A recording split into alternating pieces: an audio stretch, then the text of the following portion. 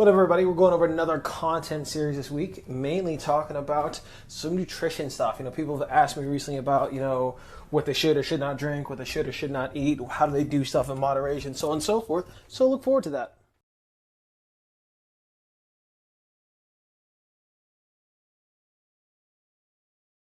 Admittedly, I said it properly this time. The answers for the previous questions on the previous story won't be the same for everybody, but there are general rules and guidelines that you can follow in order to see the best fitness-oriented results.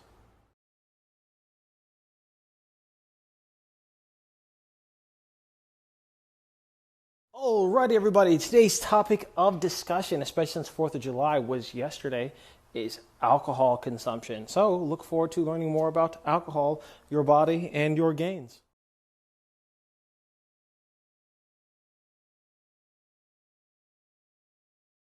Hey guys, hitting you with a couple of fun facts. Most people make the general assumption that athletes don't drink alcohol, they just take better care of their bodies, but studies actually contradict that and actually show that they are more likely to consume alcohol.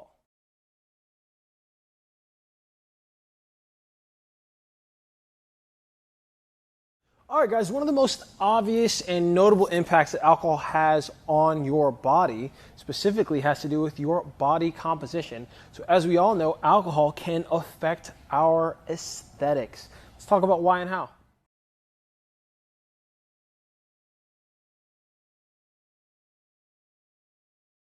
Hey guys, I actually come bearing bad news. So alcohol consumption will actually drop muscle protein synthesis anywhere from 24 to 37%. So the more alcohol you consume equals the less gains you can make.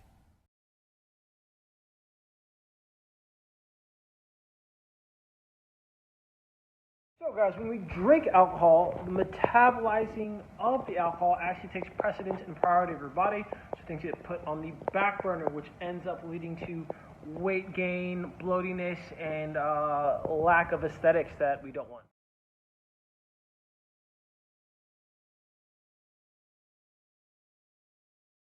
So online, many of the daily intake recommendations for alcohol actually specify gender. However, their recommendations are based on weight because men often weigh more than women. So weight is... So guys, on Monday we talked about alcohol and what consuming that does. Another substance people happen to consume in large quantities is caffeine. So that will be the subject of our conversation.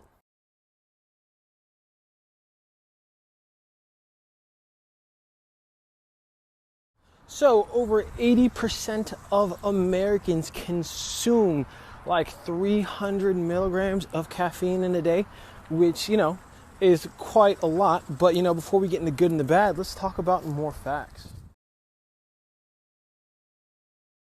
Hey everybody, caffeine does two main things. It keeps you up by stimulating adrenaline. It blocks a neurotransmitter known as adenosine, so you can't be drowsy, and that's why people recommend you don't drink it after 2 p.m.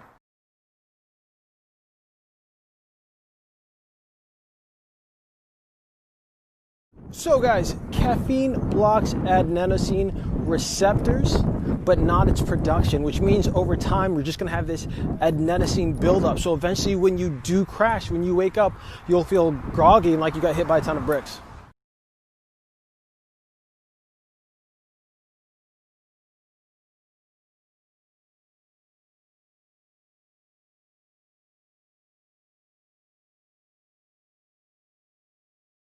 All right, guys, so your caffeine crash is basically accumulation of two things. It is accumulation of adrenal fatigue, no more adrenaline being able to be produced, and adenosine flooding of your receptors.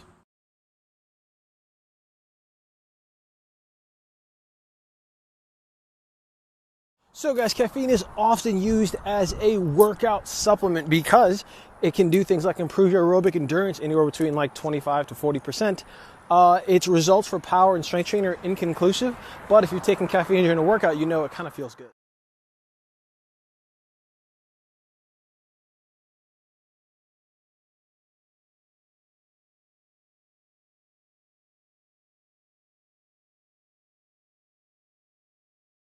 So guys, we know that caffeine can be affected by your size, your weight, or overall health, whether or not you've built up a tolerance to it, and then on top of that, if you're taking any other drugs and or substances.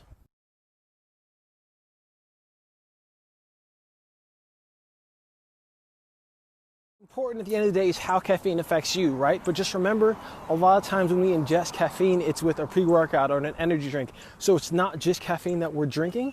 We're drinking other substances and chemicals. So it's important that personal observation. Hey people, today we're talking about energy drinks versus pre-workout. So this kind of versus that theme is being continued.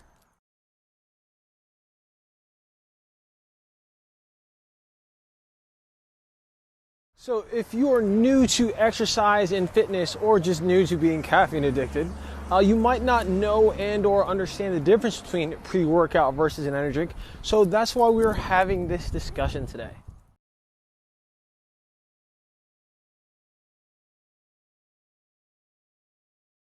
So guys, one of the big differences between energy drinks and pre-workout is energy drinks usually are focused on caffeine and sugar, and sometimes they'll give you like some ginseng or some vitamin Bs, but their main focus is just to give you a little boost for a couple hours.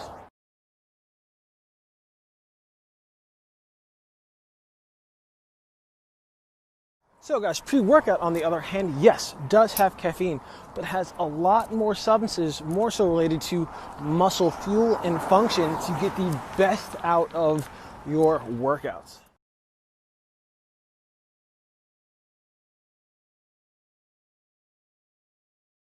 All right guys, most pre-workouts have the following: beta-alanine, creatine, CoQ10, which is like a coenzyme, and then of course the most popular, BCAAs.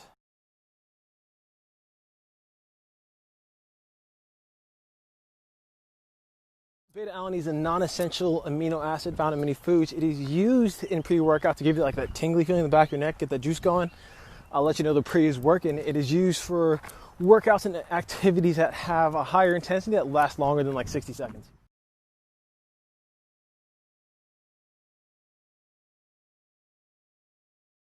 Creatine is a substance occurring naturally in your body. It is a fuel source utilized for explosive movements and high intense movements that last only from like 0 seconds to like maybe 10 to 15. So creatine intake or a supplement has been shown to increase, both strength and power, and thus by default, as far as like aesthetic gains, it needs to be loaded. So you want to be taking it for a couple days before you actually start seeing some effects.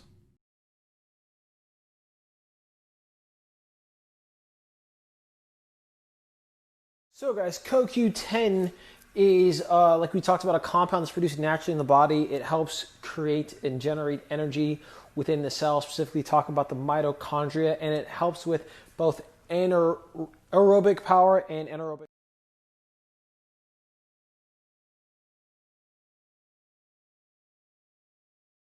So guys, BCAAs, the ones that you consume that are supplemented, are the essential ones, so you need to consume them to have them. They help with protein synthesis, with recovery, and they can help give you a little bit of energy when supplemented with caffeine as well in your pre-workout.